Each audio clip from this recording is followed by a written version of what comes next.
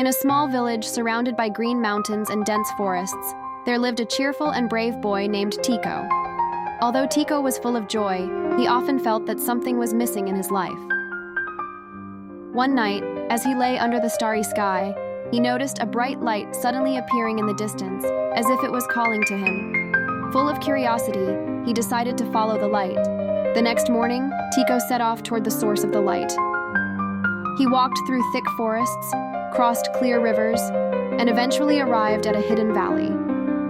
There, he saw a large gate made of pure light. Without hesitation, Tiko approached and touched the gate. Instantly, his body was enveloped in light, and he felt as if he was flying. When he opened his eyes, Tiko found himself in a strange land. The land was filled with golden trees, glowing flowers, and a sky that was always bright. He realized he had arrived in the land of light, a magical place that could only be entered by those with a pure heart. In this land, Tiko met a fairy named Luna.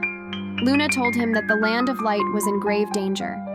A dark king named Zordak planned to attack the land and extinguish all its light.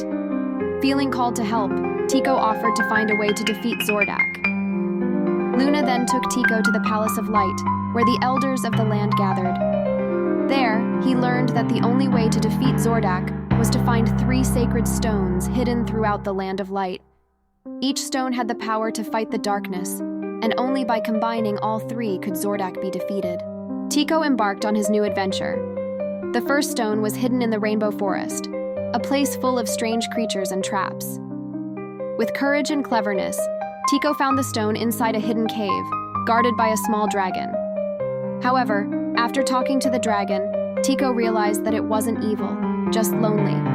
They became friends, and the dragon decided to help Tiko. The journey to the second stone took him to the Cloud Mountain, a high place that almost touched the sky.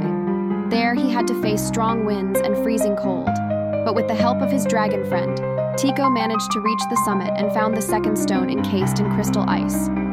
The third stone was located in the Sea of Light, a beautiful yet dangerous place. Tiko had to dive deep into the ocean, face giant sea creatures, and solve ancient puzzles that protected the stone.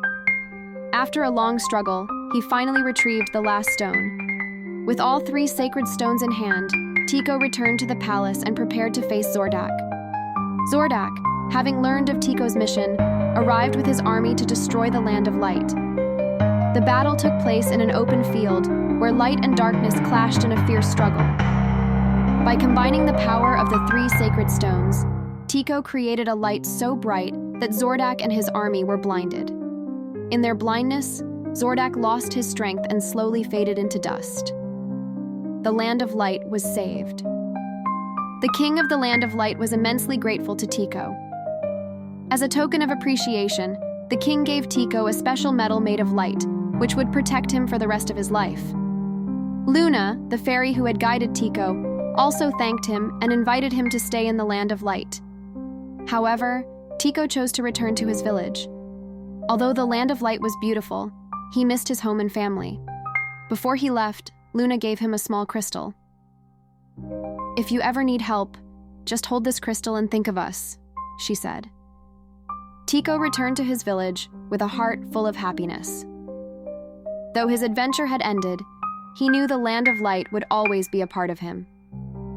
Every night, as he gazed at the stars, he remembered the light that once called him, and he felt that it would always guide him wherever he went.